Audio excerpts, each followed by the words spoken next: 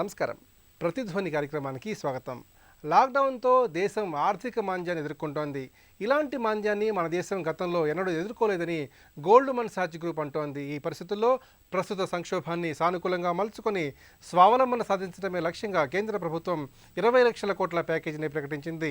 తాజా ఉద్దీపన స్వావలంబన లక్ష్యాన్ని స్వప్నిస్తోంది. కానీ వర్తమాన సమస్యలకు ఈ ప్యాకేజీ ఎంతవరకు పరిష్కారం చూపిస్తుందనే ప్రశ్న ఆర్థిక నిపుణుల ముందు ఉంది. ఈ నేపథ్యంలో ప్రస్తుత ఆర్థిక సంక్షోభం నుంచి మన దేశం బయటపడేందుకు 20 లక్షల కోట్ల రూపాయల ఆర్థిక ప్యాకేజీ ఏ మేరకు సరిపోతోంది అనే అంశానికి సంబంధించి ప్రతిధ్వని చర్చను చేపట్టింది. ఈ చర్చలో పాల్గొంటున్న ప్రముఖులు ప్రొఫెసర్ బి ఎర్రరాజు గారు, ప్రముఖ ఆర్థికవేత్త, సింహాద్రి సుందరని గారు, ఆర్థిక బ్యాంకింగ్ రంగ విశ్లేషకులు, Rashtriya chemicals and fertilisers limited మాజీ డైరెక్టర్ బిఎన్వి పార్థసారథి గారు, బ్యాంకింగ్ ఆర్థిక రంగ నిపుణులు, మేనేజ్మెంట్ అండ్ ఫైనాన్షియల్ కన్సల్టెంట్.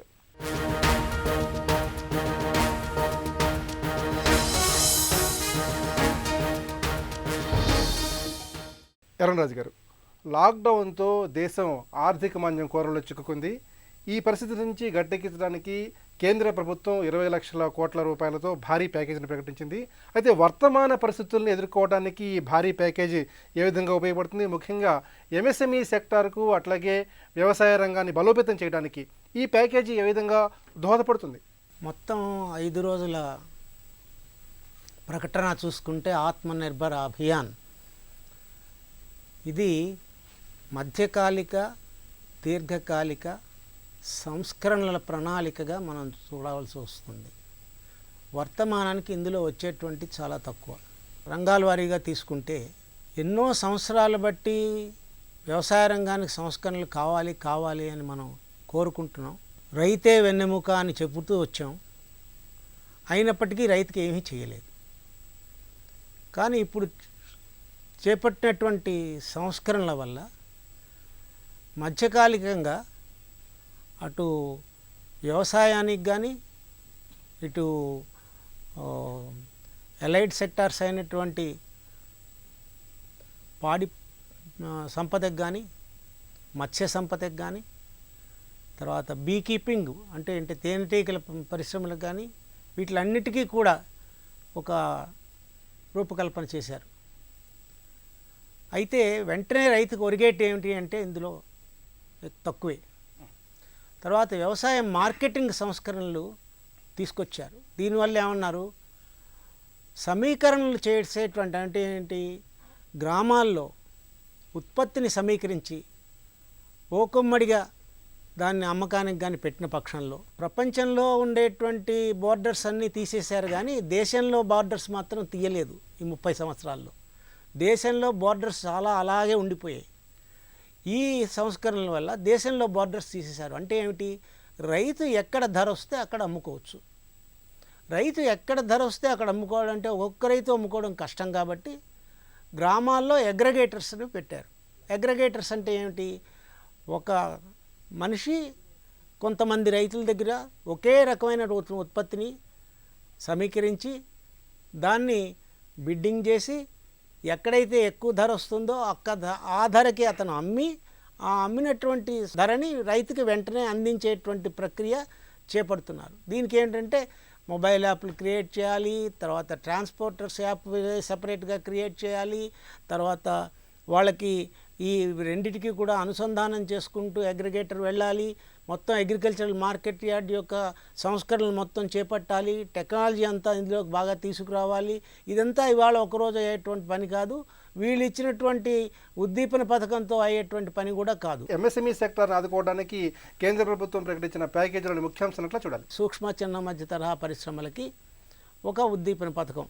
అది ఏమిటి, 3 లక్షల కోట్ల వరకు గ్యారంటీ ఇస్తూ 4 సంవత్సరాలకి రుణ ప్రతిపాదన చేశారు. అంటే రుణాల రూపాయన వీళ్ళకి ఇస్తున్నారు. అంటే వీటిని ఇప్పటికే రుణాల్లో ఉన్నవాడు ఇంకా ఎక్కువ రుణాల్లోకి వెళ్ళేటువంటి సావకాశమే కనిపిస్తుంది తప్పిస్తే వీడికి వెంటనే రుణాల్లోంచి బయటపడేటువంటి సావకాశం లేదు. దీనివల్ల వీళ్ళకి పోటీతత్వం అనేటువంటిది తగ్గిపోతుంది.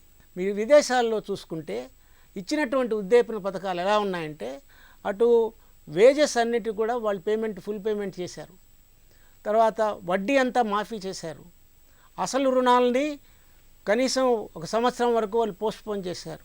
ఇలాగ వాళ్ళు వెంటనే రుణాన్ని వాళ్ళు జమ కట్టారు ఖాతాల్లో.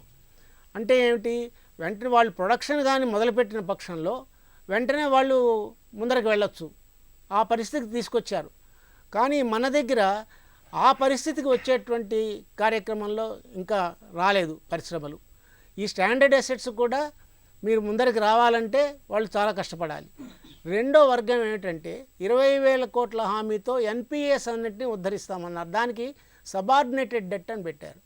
అసలు మామూలు డెట్ కన్నా రిస్క్లో ఎక్కువగా ఉండేటువంటిది సబార్డినేట్ డెట్. ఈ రిస్కే నేను తీసుకోలేకుండా ఉన్నాను బ్యాంకింగ్ రంగంలో. దీనికి తోడుగా నేను హయ్యర్ రిస్క్ తీసుకుని 20,000 కోట్లు పైగా ఏంటి దీనికి వచ్చేటువంటిది ఏంటి హామీ, ప్రభుత్వ హామీ డైరెక్ట్గా ఇవ్వట్లా. మిగతా వాటికి ప్రభుత్వ హామీ పూర్తిగా 3 లక్షల కోట్లకి ప్రభుత్వ హామీ ఇస్తామన్నారు. ప్రభుత్వ హామీ ఇస్తే సావరిన్ రిస్క్ వల్ల ఏమవుతుందంటే నేను క్యాపిటల్ ప్రొవైడ్ చేయక్కర్లేదు. ఈ 20,000 కోట్లు ఎప్పుడైతే నేను పరిశ్రమల పునరుద్ధరణకి ఇస్తున్నానో వీటికి నేను ఖచ్చితంగా క్యాపిటల్ ప్రొవైడ్ చేసేటువంటి అవసరం ఎంతైనా కనిపిస్తోంది. సూర్యనారాయణ గారు, ఆత్మనిర్భర భారత్ అభియాన్ పేరుతో కేంద్ర ప్రభుత్వం భారీ ప్యాకేజీతో ముందుకు వచ్చింది. అయితే ప్రస్తుతం ఎదుర్కొంటున్న గడ్డు పరిస్థితులకు, వర్తమానంలో ఎదుర్కొంటున్న సమస్యలకు ఈ భారీ ప్యాకేజీ ఎంతవరకు పరిష్కారాన్ని చూపించే అవకాశం ఉంది? ఆత్మనిర్భర భారత్ అంటే స్వావలంబన, సెల్ఫ్ రిలయంట్ ఇండియా కోసం అనేది ఇక్కడ ఏంటంటే అన్ని వర్తమాన సమస్యలకే కాకుండా మధ్యకాలిక, దీర్ఘకాలిక లక్ష్యాలు కూడా ఇందులో ఇమిడి ఉన్నాయి. వర్తమాన పరిస్థితులకి మనం చూసినట్టయితే కనుక ఇప్పుడు ఇచ్చినటువంటి ఎంఎస్ఎంఈ సెక్టర్కి ఇచ్చినటువంటి ప్యాకేజీ కానీ, లేకపోతే మైగ్రెంట్ వర్కర్స్ కోసం ఇచ్చినటువంటి ప్యాకేజీ కానీ, లేకపోతే వ్యవసాయానికి జరిపినటువంటి కొన్ని కేటాయింపులు, అన్ని కాకపోయినా కొన్ని కేటాయింపులు కానీ ఇవి వర్తమాన పరిస్థితులకి అనుగుణంగా ఉన్నాయి. అగ్రికల్చర్లో మౌలిక సదుపాయాల నిధి ఒకటి ఏర్పాటు చేశారు. అది దానికి 1,00,000 కోట్లు కేటాయించారు. అది మధ్యకాలికంగా, దీర్ఘకాలికంగా దాని ప్రయోజనాలు వస్తాయి. అంటే ప్రధానమంత్రి గారు చెప్పినటువంటి లక్ష్యం స్వావలంబన అన్నది అది మనం మధ్యకాలిక, దీర్ఘకాలిక లక్ష్యాన్ని దృష్టిలో పెట్టుకునే చెప్పారనుకోవాలి. కాబట్టి ఇక్కడ ఏంటంటే ఇప్పుడు కొన్ని పరిశ్రమలు ఉన్నాయి. కొన్ని పరిశ్రమలకి ఈ ప్యాకేజీలో ద్వారాగా లాభం జరిగేటటువంటి అవకాశం ఉండకపోవచ్చు. అంటే ముఖ్యంగా ట్రాన్స్పోర్ట్ రంగం, నెక్స్ట్ రెండోది హాస్పిటాలిటీ రంగం, మూడోది ఈ రెస్టారెంట్లు, నాలుగోది హాస్పిటల్స్, నెక్స్ట్ టూరిజం. సో వీటి మీద ఆధారపడి చాలా పెద్ద ఎత్తున ఉపాధి జరుగుతూ ఉంది. ఆ ఉపాధి కోల్పోయిన వాళ్ళకి ఉపాధి ఏ విధంగా వస్తుంది, అదొకటి మెయిన్ ఇక్కడ అడ్రస్ చేయాల్సిన అంశం. రెండోది ఇప్పుడు డిజాస్టర్ మేనేజ్మెంట్ నిధుల కింద కేంద్ర ప్రభుత్వం నుంచి రాష్ట్ర ప్రభుత్వాలకి నిధులని అవి రాష్ట్ర ప్రభుత్వాలు విచక్షణకు వదిలేయడం, దాంతో ఇప్పుడు మైగ్రెంట్ వర్కర్స్ ఎవరైతే నడిచి వెళ్తున్నారో ఇవన్నీ జరుగుతుంది. సో దీని మీద మానిటరింగ్, కరెక్ట్గా మానిటరింగ్ ఉండాలి. సో ఈ మానిటరింగు ఇవన్నీ చేస్తే దానివలన ఫలితాలు కరెక్ట్గా వస్తాయి. అంతే తప్ప ఏదో ఇచ్చేసినంత మాత్రం రాదు. ఎఫ్ఆర్బిఎం పరిమితిని పెంచడము ఇవన్నీ కూడా ఉన్నాయి. ఈ ఎఫ్ఆర్బిఎం పరిమితిని పెంచడం కన్నా కూడా యాక్చువల్గా ఏంటంటే లోకల్ గవర్నమెంట్ని సెల్ఫ్ ఎంపవర్ చేస్తుంటే ఇంకా బాగుండేది. అంటే ఇప్పుడు ఎందుకంటే ముఖ్యంగా దాన్ని ఎందుకు చెప్తున్నా అంటే మైగ్రెంట్ వర్కర్స్ ఇప్పుడు వెళ్ళిపోయారు. వాళ్ళు చాలా ఇబ్బందులు పడి వాళ్ళ స్వస్థలాలకు చేరుకుంటున్నారు. వాళ్ళు చాలా ఇబ్బందులు పడి వాళ్ళ స్వస్థలాలకి చేరిన తర్వాత అక్కడ సైకలాజికల్ ఫ్యాక్టర్స్ చాలా ఉంటాయి. ఆ సైకలాజికల్ ఫ్యాక్టర్స్లో వాళ్ళు మళ్ళీ రివర్స్ మైగ్రేట్, మళ్ళీ పనికి కోసము ఇంకో ప్రాంతానికి వచ్చేటటువంటి పరిస్థితి చాలా కాలం టైం తీసుకుంటుంది. ఎందుకు టైం తీసుకుంటుందంటే ఇక్కడ ప్రభుత్వాలు, అంటే ఇక్కడ ఎంప్లాయరు, రాష్ట్ర ప్రభుత్వాలు, కేంద్ర ప్రభుత్వాలు ముగ్గురు కూడా అతని యొక్క సక్రమంగా అతను వెళ్ళేటువంటి పాసేజ్ని ఇన్ష్యూర్ చేయలేకపోయారు. అయితే వారి కోసమే, వారికి ఉపాధి భరోసా అందించడం కోసమే మరి ఈ ప్యాకేజీలో భాగంగా 40,000 కోట్లను కేంద్రం ప్రకటించింది. 40,000 కోట్ల రూపాయలు ప్రకటించారు. 40,000 కోట్ల రూపాయలు ప్రకటించింది. దాని లక్ష్యం పూర్తిగా ఏంటంటే 300 కోట్ల పని దినాలను మాత్రం అది సృష్టిస్తుంది. సో యావరేజ్న 3 కోట్ల మంది సరిపడుతుంది. కానీ మైగ్రెంట్ లేబర్ ఇంకా ఎక్కువ ఉన్నారు. సో ఇంకా గ్యాప్ ఉంది అక్కడ. అంటే దానికి బదులుగా అంటే సెల్ఫ్ రిలయంట్ లోకల్ గవర్నమెంట్స్ ఉంటే కనుక ఈ సమస్యకు పరిష్కారం లభిస్తుంది యాక్చువల్గా.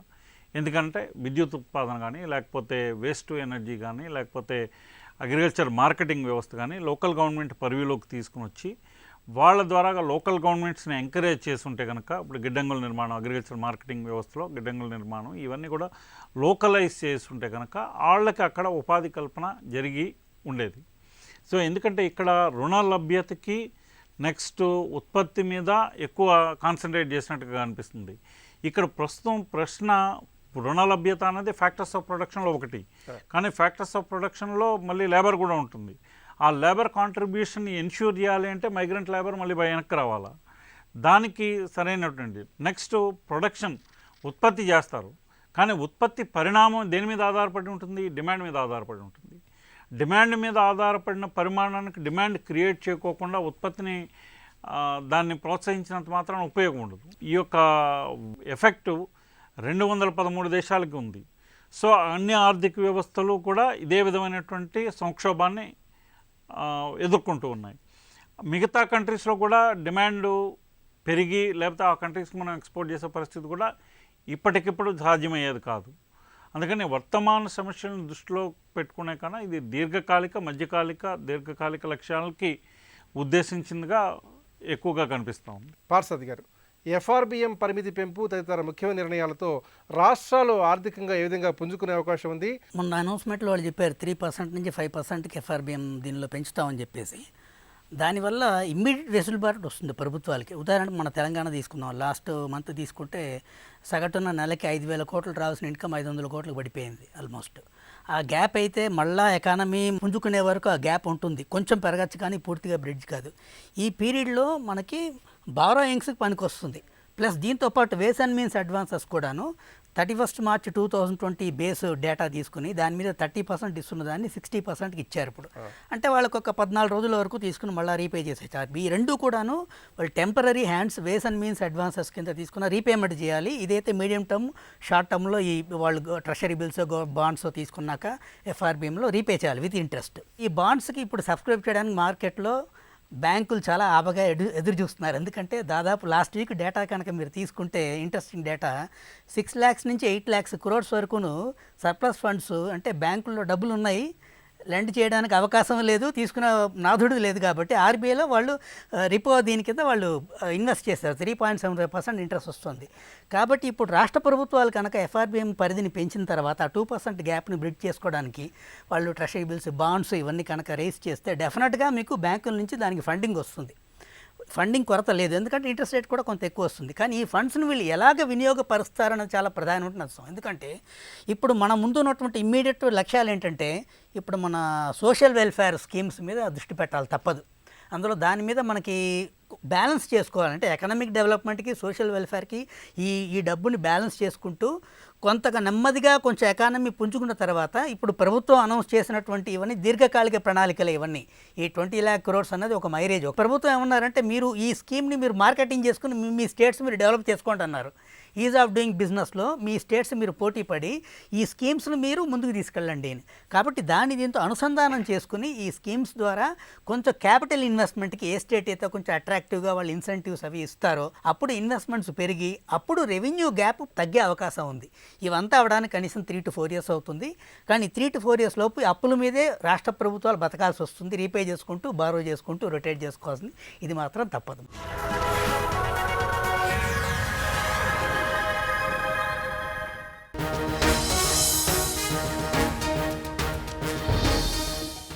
ప్రొఫెసర్ ఎర్రరాజు గారు, స్వావలంబన లక్ష్యంగా ప్రస్తుత సంక్షోభాన్ని ధీటుగా ఎదుర్కోవడానికి కేంద్ర ప్రభుత్వం 20 లక్షల కోట్ల రూపాయల ఆర్థిక ప్యాకేజీని ప్రకటించింది. మరి ఈ ఆర్థిక ప్యాకేజీని స్పష్టంగా ఏ విధంగా అమలు చేయాలి, ఈ సమగ్ర లక్ష్యం నెరవేరాలంటే ఎలాంటి బహుముఖ కార్యాచరణ ప్రణాళికతో ముందడుగేయాల్సిన అవసరం ఉంది? ప్రభుత్వం అనుకున్నటువంటి పథకం ఏంటంటే ఎక్కువ ప్రైవేట్ పెట్టుబడులను ఆకర్షించి ప్రభుత్వం నామమాత్రంగా అందులో ప్రవేశించి రెగ్యులేటరీ కంఫర్ట్ ఇచ్చి పెట్టుబడులకు ఊతం ఇద్దాం అనేటువంటి ప్రక్రియ జరిగింది మొత్తం ఈ 5 రోజుల్లోనూ. వీటిల్లో సామాజిక మౌలిక సదుపాయాలకు గాను ప్రత్యేకంగా కొంత నిధిని కేటాయించారు. అలాగే కోల్ బ్లాక్స్ అన్నిటినీ కూడా ఇవాక్యుయేషన్ ఇన్ఫ్రాస్ట్రక్చర్ కోసమని ఒక 50,000 కోట్లు కేటాయించారు. ఇది ఈ సంవత్సరంలోనే ఖర్చు పెట్టేటువంటి సొమ్ముగానే చూపిస్తున్నారు. అంటే ఏమిటి, బడ్జెట్లోనే ఇది పడుతుంది. అది సప్లై చైన్లో ముఖ్యమైనటువంటి రంగాలు 2, ఒకటి వ్యవసాయం, రెండోది సూక్ష్మ చిన్న తరహా పరిశ్రమ. వీటిల్లో మీకు సూక్ష్మ చిన్న తరహా పరిశ్రమల్లో 20,000 కోట్లు ఎన్పిఎల్ వాటిని పునరుద్ధరించడానికని పెట్టారు. ఈ పునరుద్ధరించేటువంటి ప్రక్రియకి సరి అయినటువంటి ఫెసిలిటేషన్ కానీ ఉన్నటువంటిది ఏకైక సంస్థ మొత్తం దేశంలో ఒక తెలంగాణ రాష్ట్రంలోనే ఉంది, Telangana industrial health clinic limited అని. ప్రతి రాష్ట్రంలోనూ కూడా కొన్ని ఇవాల్యుయేషన్ ఇన్స్టిట్యూషన్స్ పెట్టుకొని థర్డ్ పార్టీ ఇవాల్యుయేషన్ చేసినటువంటి ఈ సంస్థలకి, సూక్ష్మ చిన్న పరిశ్రమలకి పునరుద్ధరణ జరగాలి. అంతేగాని 2 లక్షల పరిశ్రమలను పెట్టేవాళ్ళు 20,000 కోట్లు అన్నారు. యావరేజ్ ఎంత అయింది? 10 లక్షలు అయింది కేవలం. 10 లక్షలతో మీరు పునరుద్ధరిస్తే ఆ పరిశ్రమ ఉత్పత్తి ఎంత అవుతుంది, దానివల్ల వాళ్ళకి ఎంత లబ్ధి వస్తుంది, వాళ్ళ పాత రుణాలు ఎక్కడ తీరుతాయి, ఇవన్నీ జరిగేటువంటి ప్రక్రియ కాదు. అంటే ఏమిటి? ఊతంగా తీసుకుని ఇంకా పెట్టుబడులు విరివిగా తెచ్చుకుని రావాలి వాళ్ళు. రెండవది చూసుకున్నాం మనం, వ్యవసాయంలో ప్రస్తుతానికి ఏంటంటే అన్ని పంటలు వచ్చేసాయి. ఆవిడ చెప్పిన ఉపన్యాసంలో కూడా ఉన్నారు, పంటలన్నీ చేతికి వచ్చేసాయి, ఇంకా మార్కెట్లోకి వచ్చినటువంటి పరిస్థితి. అంచేత మార్కెటింగ్ వ్యవస్థని మాత్రమే ఎక్కువ ఇంప్రూవ్మెంట్ చేసేటువంటి ప్రక్రియ ఎక్కువ ఫోకస్ ఇచ్చారు. దీనికి కూడా ఏంటంటే మధ్యకాల దీర్ఘకాల ప్రణాళికలను తప్పిస్తే నేటికి నా దగ్గర రైతుకి వెంటనే నాకు క్యాష్ వచ్చేటువంటి మార్గం మాత్రం లేదు. ఈ 2 వర్గాలకి కూడా సప్లై చైన్ లింకేజెస్ కూడా వచ్చేటువంటి లేదు.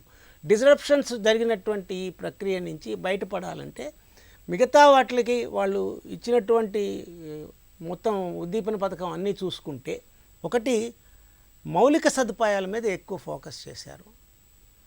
రెండవది దేశంలో వివిధ రంగాలకి మధ్య ఉండేటువంటి సమన్వయతని తీసుకురావడానికి చాలా ఎక్కువ ప్రయత్నం చేశారు. మూడవది చూసుకుంటే రాష్ట్రాలని కలగలుపుకుని ముందరికి తీసుకెళ్లే ప్రక్రియ మాత్రం ఇందులో ఎక్కువ కనిపించలేదు. చివరికి నిన్నను ఎఫ్ఆర్బిఎం గురించి చెప్పారు మీరు, ఇప్పుడు ఆయన కూడా దాని గురించి వివరణ ఇచ్చారు. ఈ ఎఫ్ఆర్బిఎం కూడా కొన్ని కండిషన్స్ మీద రాష్ట్రాలకి వెసులుబాటు ఇచ్చారు. యూత్ ఎక్కువ మంది ఉన్నారంటున్నారు, మరి స్కిల్ డెవలప్మెంట్ ఫోకస్ ఎక్కువ రావాలి.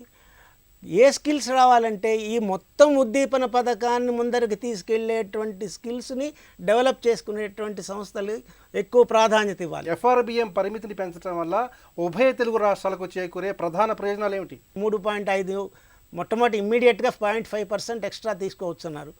మొత్తం రాష్ట్రాలన్నీ కలిపే 14% అవైల్ చేసుకున్నాయి, ఇంకా 86% ఉంది వాళ్ళు అప్పులు చేసుకోవడానికి. వాళ్ళు ఇంకా పూర్తిగా వినియోగించుకోలేదు ఎఫ్ఆర్బిఎం.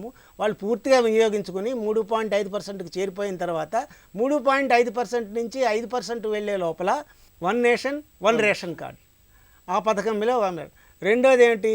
ఈ ఎలక్ట్రిసిటీ రిఫార్మ్స్లో వాళ్ళు కలిసి రావాలన్నారు. దీనివల్ల మనకి లబ్ధి చేకూరే అవకాశం ఉంది.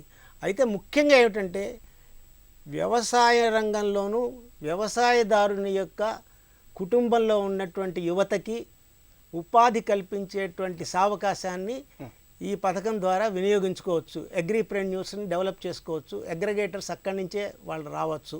దానికి పెద్ద సావకాశం ఉంది, అది ముందరికి తీసుకువెళ్ళవచ్చు. సూర్యాని గారు, కరోనా వైరస్ ప్రభావం వల్ల దేశంలో లాక్డౌన్ కొనసాగుతోంది. ఈ పరిస్థితుల వల్ల దేశవ్యాప్తంగా దాదాపు 13.5 కోట్ల ఉద్యోగాలకు ముప్పు వాటిల్లే ప్రమాదం ఉందని ఆర్థిక సంస్థలు స్పష్టంగా అంచనా వేస్తున్నాయి. మరి ఇలాంటి పరిస్థితి నుంచి మన దేశం ఏ విధంగా బయటపడాలి? ఇంచుమించు 2 నెలలుగా లాక్డౌన్ పరిస్థితి కొనసాగింది. సో ఉత్పత్తి రంగం మీద ఇది చాలా ప్రభావాన్ని చూపించింది. ఇందులో చిన్న తరహా పరిశ్రమలు అయితే చాలా కొన్ని చిన్న తరహా పరిశ్రమలు ఎన్పిఎస్ అయిపోయే పరిస్థితి అయితే ఉంది. అట్లాగే ఇంకా పెద్ద పరిశ్రమలు కూడా చాలా సంక్షోభాన్ని ఎదుర్కోబోతున్నాయి ఇంకా రాబోయే కాలంలోనూ. ఎందుకంటే వాళ్ళకి వేతనాల్లో ఇచ్చేటటువంటి సమస్య ఇవన్నీ కూడా వాళ్ళకి కూడా ఏంటంటే నెక్స్ట్ ఇందులో పెద్ద పరిశ్రమలకి ఏంటంటే మెయింటెనెన్స్ సంబంధించిన ఇష్యూస్ కూడా చాలా వస్తాయి ఇప్పుడు. ఎందుకంటే పరిశ్రమని చాలా కాలం పాటు మూసేసి మళ్ళీ తెరిచి దాన్ని ఆపరేట్ చేయాలంటే కూడా మెయింటెనెన్స్ సంబంధించినటువంటి విషయాలు కూడా చాలా ఎక్కువ ఉంటాయి. సో అవి కూడా సంక్షోభాన్ని ఎదుర్కొనేటువంటి ప్రమాదం ఉంది.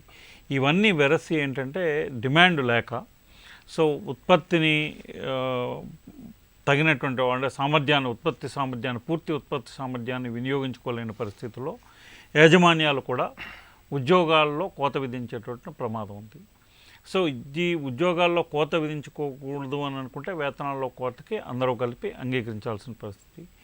దీనికి రాష్ట్ర ప్రభుత్వాలు, కేంద్ర ప్రభుత్వాలు, అట్లాగే పరిశ్రమ యాజమాన్యాలు, కార్మిక సంఘాలు కూడా అన్నీ కలిసి కూర్చొని మాట్లాడుకుంటే ఆ ఉద్యోగాల కోత నుంచి వేతనాల కోతకి సరి చేసుకుంటే కొంతవరకు ఈ ప్రమాదం నుంచి బయటపడవచ్చు. అదర్వైజ్ లేకపోతే కనుక పెద్ద ఎత్తున ఉద్యోగాల కోత పెట్టేటువంటి అవకాశం ఉంది. వాళ్ళు చెప్పినట్టు 13 కోట్లు కాకపోయినా డెఫినెట్గా ఇంచుమించు దగ్గరలో 10 కోట్లకు అటు ఇటుగా కోత పడేటటువంటి ప్రమాదం ఉంటుంది. కానీ ఈ సంక్షోభాన్ని ఎదుర్కోవాలి అని అంటే కనుక ఈ కేంద్ర రాష్ట్ర ప్రభుత్వాల మధ్య చాలా సమన్వయంతో పనిచేయాల్సిన అవసరం ఉంది. అట్లాగే ద్రవ్య లభ్యత సంక్షేమం ద్వారాగా ద్రవ్య లభ్యత ఉండేట్టు చూడాలి కేంద్ర ప్రభుత్వం.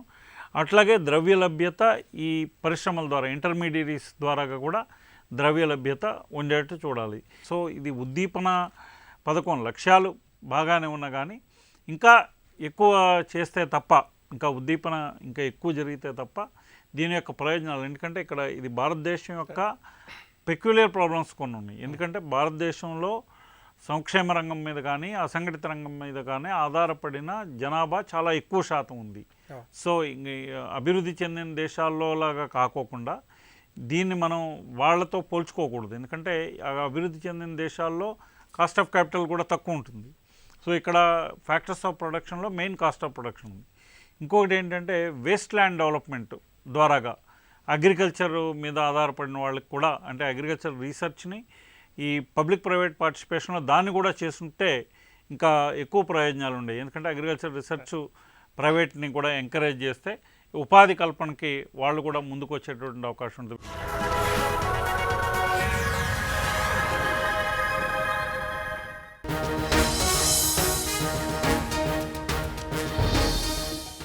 పార్సారథి గారు, కరోనా ఏర్పరిచిన సంక్షోభం వల్ల దేశ ప్రజల భవిష్యత్తు ప్రశ్నార్థకంగా మారింది. ఈ పరిస్థితుల్లో ఆర్థిక వ్యవస్థకు అలాగే ప్రజల భవిష్యత్తుకు పరిపూర్ణమైన భరోసా ఇవ్వడానికి ప్రభుత్వాలు ఎలాంటి ముఖ్యాంశాలపై తక్షణం దృష్టి పెట్టాలి? తక్షణం ఏంటంటే ఇప్పుడు లాక్డౌన్ అయిపోయింది అనుకోండి, who will bell the cat అని ఆంగ్లంలో చెప్పినట్టు ముందడుగు ఎవరేస్తారంటే కార్పొరేట్స్ వేయరు.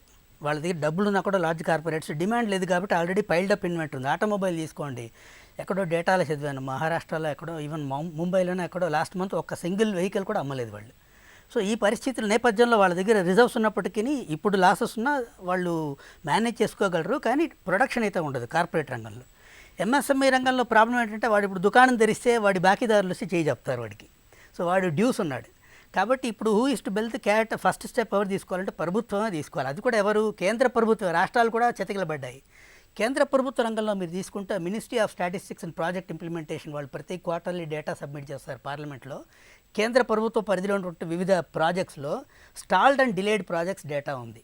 అది 2012 నుంచి మీరు తీసుకుంటే 2012లో డిలే వల్ల ఆగిపోయిన దానివల్ల కాస్ట్ ఇంక్రీజ్ 50,000 కోట్లు అయితే అది మొన్న మార్చి 2019కి 3,30,000 కోట్లు ఇంక్రీజ్ ఇన్ కాస్ట్ అలోన్.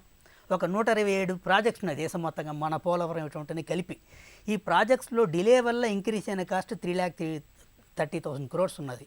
ఈ ప్రాజెక్ట్స్ని ఫస్ట్ స్టెప్ లాక్డౌన్ తీసిన వెంటనే కేంద్ర ప్రభుత్వం చేయాల్సింది ఏంటంటే ముందు ఈ ప్రాజెక్ట్స్లో యాక్టివేట్ చేయించి మనీ పంప్ చేసి యాక్టివిటీ పెరిగితే దానివల్ల బెనిఫిట్ ఏంటంటే ఇమ్మీడియట్గా మన మైగ్రెంట్ లేబర్స్కి వర్కర్స్కి ఉద్యోగాలు వస్తాయి ఫస్ట్. అప్పుడు ఎంప్లాయ్మెంట్ పెరుగుతుంది. ఆ తర్వాత దీనివల్ల సిమెంట్ స్టీల్ ఇండస్ట్రీ డిమాండ్ పెరుగుతుంది, construction industry construction equipment demand పెరుగుతుంది.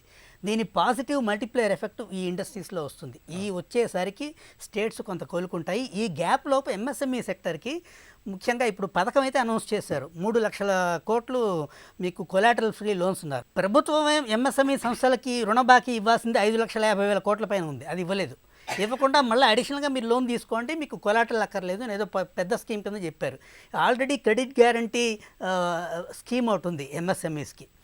ఆ స్కీమ్లో ప్రస్తుతం బ్యాంకులు 50 లక్షల నుంచి 2 కోట్ల వరకు ప్రతి ఆంట్రప్రనర్కి కొలాటరల్ ఫ్రీ లోన్ ఇవ్వాలి, కానీ ఇవ్వరు. ఎందుకంటే వాళ్ళకి రికవరీలో రేపు పొద్దున ప్రాబ్లం అవుతుంది.